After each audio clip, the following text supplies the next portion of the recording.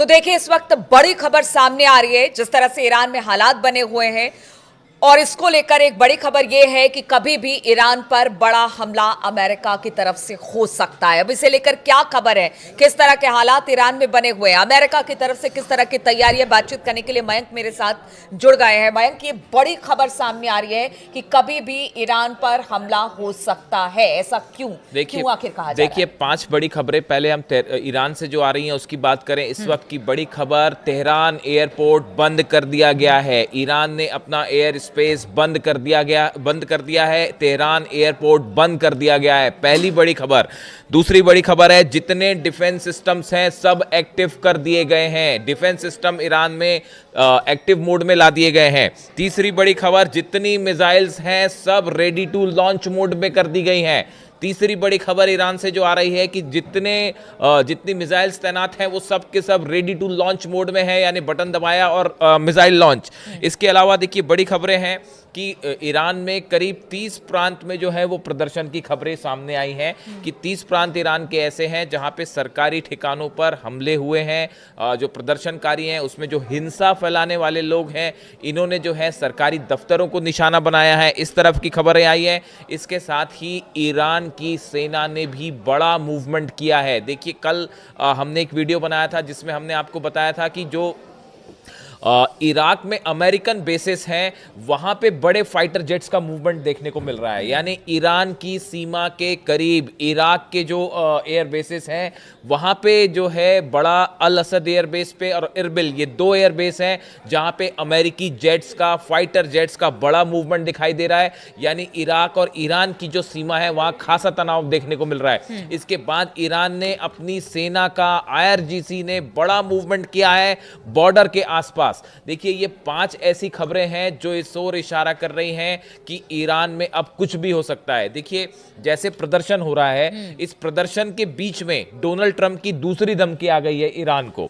उन्होंने पहले ये कहा था कि प्रदर्शन हो रहे हैं और अगर प्रदर्शनकारियों पर किसी भी तरह का कोई हमला होता है तो हम इसका जवाब देंगे, ये पहली धमकी दी थी। अब कल फिर डोनाल्ड ट्रंप की तरफ से धमकी आई है। उन्होंने कहा है, I have let them know that if they start killing people which they tend to do during their riots, we are going to hit them very hard. ये डोनाल्ड ट्रंप ने एयरफोर्स 1 जो उनका विमान है उसमें ही ये बयान वहां से जारी करके कहा। और उन्होंने ये कहा कि अगर मैंने उन्हें बता दिया है, यानी ईरान को, कि अगर प्रदर्शनकारियों पर किसी तरह का हमला होता है, मतलब एक ही बात को दूसरी बार उन्होंने दोहरा दिया उस बात को कि we will hit them hard, यानी हम उन पर हमला करेंगे। अब देखिए, ये जो पूरे हालात बने हुए हैं, इन हालात के बीच में अब 2 चुनौतियां ईरान के सामने खड़ी हैं। पहला तो प्रदर्शनकारी जो है वो अलग अलग जगह जो है उनकी वजह से शांति भंग हो रही है, हिंसा की खबरें आ रही हैं ईरान से। और दूसरी तरफ ये बताया जा रहा है, जहां से बात आपने शुरू करी कि ये क्यों कहा जा रहा है कि किसी भी पल ईरान पर हमला हो सकता है, उसकी बड़ी वजह ये है, ये बताया जा रहा है कि इस प्रदर्शन का फायदा उठाकर, ये जो प्रदर्शन हो रहे हैं इसका फायदा उठाकर इजराइल की तरफ से एक बार फिर एयर स्ट्राइक हो सकती है ईरान पे, और इजराइल की मदद के लिए अमेरिका सामने आ सकता है। जो इस बात की आशंका पहले से है। हाँ, अब ये जो माना जा रहा है कि अमेरिका के सीधा इंटरवेंशन की जगह ये हो सकता है कि इजराइल की तरफ से हमला किया जाए, जैसे पिछली बार हुआ था। इजराइल की तरफ से हमला किया जाए और उसके बाद अमेरिका मदद के लिए सामने आए और कारण बहाना ये बताया जाए कि भाई वहां प्रदर्शनकारियों पर ईरान जो है हमले कर रहा है। मतलब दोहरी चुनौती है, एक तरफ प्रदर्शनकारियों से निपटना और दूसरी तरफ ये कभी भी बाहर। अब देखिए, जो खबरें प्रदर्शन की आ रही है वहां से, और जो इस तरह की खबरें हैं कि कई लोगों की मौत की खबरें हैं इसमें, हाँ, इसमें आप देखें कि इसमें जो खबरें वहां से आई, आप उसको काउंटर चेक करें। ईरान की सेना ने, ईरान के अधिकारियों ने पूरी कोशिश की है कि किसी भी तरह से जो प्रदर्शन कर रहे हैं उन पर हमले ना हो प्रदर्शनकारियों पे। बहुत सारी जगह स्टैम्पीड की वजह से, भगदड़ की वजह से लोगों की मौतें हुई है। और ये बात डोनाल्ड ट्रंप से भी पूछा गया कि आप जो ये कह रहे हैं कि प्रदर्शनकारियों पर ईरान की सरकार हमले करवा रही है, ऐसा नहीं है। जिन लोगों की मौत की खबरें हैं उसमें बहुत ज्यादा मौतें इस वजह से हुई क्योंकि ईरान में अलग अलग जगह पर भीड़ की वजह से भगदड़ मची। बल्कि सरकार कह रही है कि हम बातचीत को राजी हैं। हाँ, और ये आदेश भी अली खामेनी साहब की तरफ से दिया गया है कि जो प्रोटेस्टर्स हैं, जो शांतिपूर्ण प्रदर्शन कर रहे हैं, उनकी सुरक्षा सुनिश्चित की जाए, उनके ऊपर किसी तरह का कोई हमला नहीं होना चाहिए। जो हिंसा फैला रहे हैं, आगजनी कर रहे हैं और माहौल खराब करने की कोशिश कर रहे हैं, सिर्फ उन पर ही जो है वो निशाना साधा जाना चाहिए। इस तरह की बात निकल के सामने आ रही है। इन सूरत हाल में अब ये जो तेहरान एयरपोर्ट का बंद होना, ईरान ने अपना एयर स्पेस बंद किया है, मिसाइल्स रेडी टू मोड में है, और इन सब के बीच बड़ा मिलिट्री मूवमेंट अमेरिका का ईरान की सीमा के करीब, और इजराइल की तरफ से, ये इजराइल के सोर्सेस से ये खबरें कि इजराइल इन हालात का फायदा उठा के एक बार फिर हमला कर सकता है। ये बता रहा है कि ईरान में अगले 24 से 48 घंटे बेहद भारी हैं और एक बड़े जंग की तरफ। लेकिन देखिए एक बात और है जो इसमें अमेरिका और इजराइल के सामने जो चुनौती है वो ये कि अगर किसी भी तरह का हमला होता है ईरान पर, तो ईरान की तरफ से जो बयान आए वो बेहद चैलेंज करने वाले बयान थे।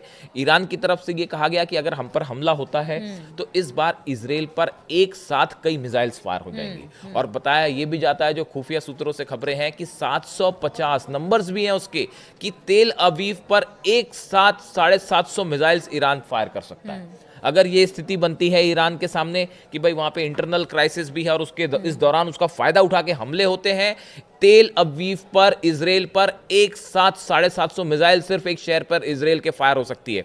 और उनकी तरफ से लगातार, उनके कमांडर्स की तरफ से, सेना प्रमुख की तरफ से जो बयान आए, अली खामेनी साहब के जो एडवाइजर्स हैं उनकी तरफ से बयान आए बार बार कि अमेरिका के जितने बेस हैं उन बेस में से कम 5 एयरबेस, क्योंकि ईरान में जो अस्थिरता है उसके लिए ईरान लगातार अमेरिका को ही जिम्मेदार बता रहा है। वो यही कह रहा है कि कहीं ना कहीं जो प्रदर्शनकारी है उनमें से जो उपद्रवी हैं उनको फंडिंग की जा रही है अमेरिका की तरफ से, इसलिए उन्होंने थ्रेट किया कि जहां कहीं भी अमेरिका का एयर बेस है फिर वहां उनके जो सैनिक है सुरक्षित देखिए ये बात को इसलिए और इस बात पर इसको थोड़ा और यकीन किया जा सकता है इस बात पर। आप देखें अभी जब 12 दिन की जंग हुई, इसमें ज्यादा टाइम नहीं हुआ, बिल्कुल अभी 5-6 महीने हुए हैं, और उस जंग के दौरान हमने देखा पूरा ईरान अली खामेनी साहब के साथ खड़ा दिखाई दिया। जंग के बाद पूरे ईरान में, तेहरान में जश्न हुआ और एक प्रकार से इसे अली खामेनी साहब की बड़ी जीत बताया गया कि इतने सैंक्शंस के बाद, अकेला युद्ध करने के बाद भी ईरान ने इजराइल को जो है वो युद्ध में करारी जो है वो शिकस्त दे दी और इतना बड़ा हमला कर दिया। और सबने देखा ईरान का पावर, पूरा ईरान एकजुट दिखाई दिया उन हालात में। और अली खामेनी साहब ने सबको धन्यवाद भी किया था कि ईरान जो है पहले से ज्यादा एकजुट है।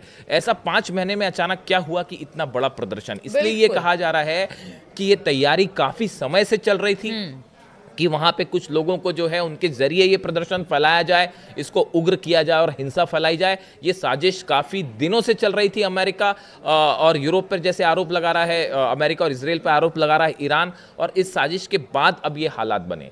लेकिन अब जो भी है, जो हुआ, वो जो सिचुएशन बनी, लेकिन अब आगे क्या? सवाल ये है कि ये जो स्थिति बन रही है, तेहरान एयरपोर्ट बंद कर दिया गया है, डिफेंस सिस्टम एक्टिव हो जाना, ये वो सिचुएशंस होती हैं जब किसी हमले के ठीक पहले ये वो कदम है जो उठाए जाते हैं। और इसको लेकर ईरान में ज़बरदस्त अलर्ट है और अगले 24 से 48 घंटे में कोई बड़ा डेवलपमेंट ईरान में हो सकता है।